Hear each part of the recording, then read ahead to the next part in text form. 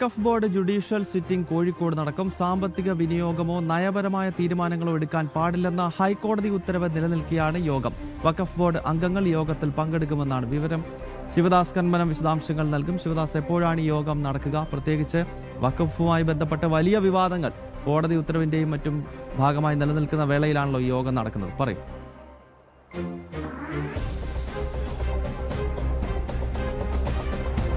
തീർച്ചയായും ഗൗതം, അല്പസമയം മുൻപ് വഖഫ് ബോർഡിൻ്റെ ജുഡീഷ്യൽ സിറ്റിംഗ് കോഴിക്കോടുള്ള വഖഫ് ബോർഡ് ഓഫീസിൽ ആരംഭിച്ചിട്ടുണ്ട്.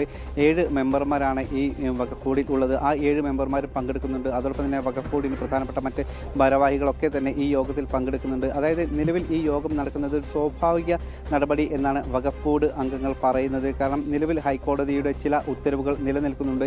ഈ സാഹചര്യത്തിലാണ് ഇത്തരത്തിൽ ഒരു യോഗം ഇവിടെ ചേരുന്നത്. അതായത് ആ ഉത്തരവിൽ പറയുന്നത് നയപരമായ ഒരു തീരുമാനങ്ങളും വഖഫ് ബോർഡിന് എടുക്കാൻ കഴിയില്ല എന്നുള്ളതാണ്. കാരണം ഇതുമായി ബന്ധപ്പെട്ട് ചില ഹർജികൾ ഹൈക്കോടതിയിൽ നിലനിൽക്കുന്നത് കൊണ്ടാണ് ഹൈക്കോടതിയുടെ അത്തരത്തിലുള്ള ഒരു ഉത്തരവുകൾ ഉള്ളത്. നയപരമായ തീരുമാനങ്ങൾ എടുക്കാൻ പാടില്ല, അതോടൊപ്പം തന്നെ സാമ്പത്തിക വിനിയോഗം പാടില്ല എന്ന് പറയുന്നുണ്ട്. പക്ഷേ എന്നിട്ടും ഇത്തരത്തിൽ ഒരു യോഗം വിളിക്കുമ്പോൾ അല്ലെങ്കിൽ ഇത്തരത്തിൽ ഒരു ജുഡീഷ്യൽ സിറ്റിംഗ് വിളിക്കുമ്പോൾ അതിൻ്റെ ഒരു ഉദ്ദേശം എന്താണ് എന്നുള്ളതാണ് പ്രധാനമായും ഉയരുന്ന ഒരു ചോദ്യം. കാരണം പ്രത്യേകിച്ച് ഒരു തീരുമാനങ്ങൾ എടുക്കാൻ കഴിയാത്ത ഒരു സാഹചര്യം ഉണ്ട്. പക്ഷേ എന്നിട്ടും 75ഓളം കേസുകൾ പരിഗണിക്കുന്നുണ്ട്.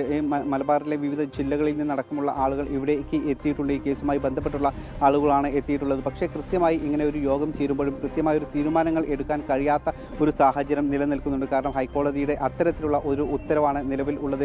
ഇനി സുപ്രീം കോടതിയെ സമീപിക്കും എന്നുള്ളതാണ്. സുപ്രീം കോടതിയിൽ ഇതുമായി ബന്ധപ്പെട്ട് ഒരു റിട്ട് ഹർജിയും വഖഫ് ബോർഡ് നൽകിയിട്ടുണ്ട്. പക്ഷേ ഇപ്പോഴും അതിന് കൃത്യമായൊരു നിർദ്ദേശമോ ഒന്നും തന്നെ സുപ്രീം കോടതിയുടെ ഭാഗത്തു നിന്നും വന്നിട്ടില്ല. ഇപ്പോൾ നിലവിൽ ഹൈക്കോടതിയുടെ ഒരു ഉത്തരവാണ് ഉള്ളത്.